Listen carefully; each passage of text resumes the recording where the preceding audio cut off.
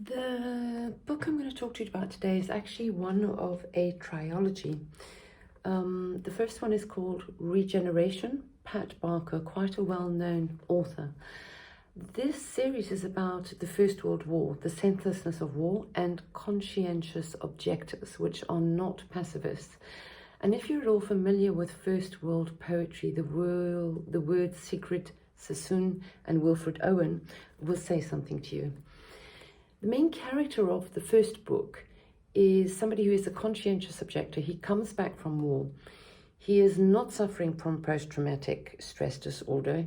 He does not have a disability, but he ends up at Craiglock, which is a psychiatric institution in the north of England.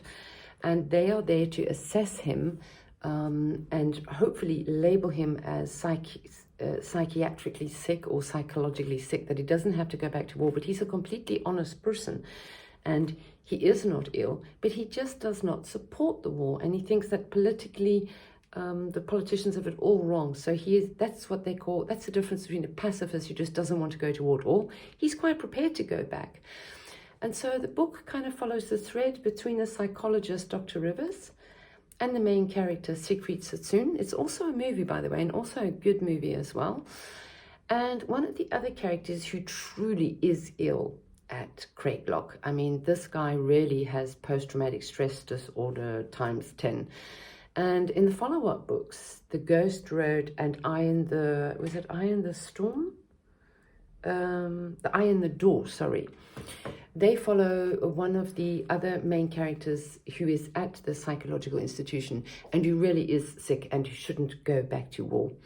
So it's kind of moral look on war in general, and looks also at the people in the psychological institution and compares those who really are shell-shocked and those who just don't believe in the war because of political reasons, not because they don't want to fight, but because they just see it such a waste of life. Very well written, gripping. Pat Barker is quite a well-known author. And the nicest thing about these is you can actually read each of these books individually. In my opinion, the Regeneration is the best. The other two are zone in more, not on Sigrid Sassoon, but also, as I said, on the characters at Craiglock. And of course, also in that time, this gentleman is definitely probably gay, but of course in the army and in those early 1900s, that wasn't really promoted or very easily spoken about. So all that time, you've kind of got this veil of homosexuality, this conscientious objection, and the tragedies of war, all kind of three threads woven into this main theme.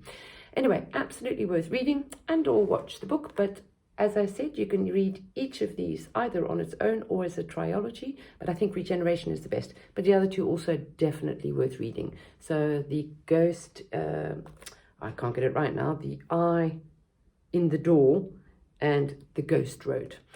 Happy reading once more and have a good weekend. Bye-bye.